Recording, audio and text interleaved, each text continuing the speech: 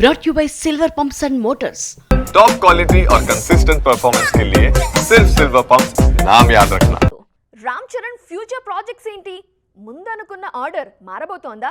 పెద్ది తర్వాత సుకుమార్ కాకుండా మరో దర్శకుడు రేస్లోకి వచ్చారా?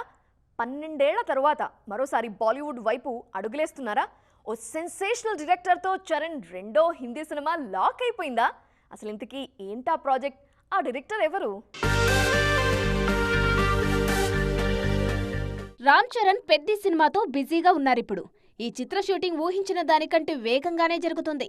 2026 మార్చి 27న విడుదల కానుంది ఈ చిత్రం.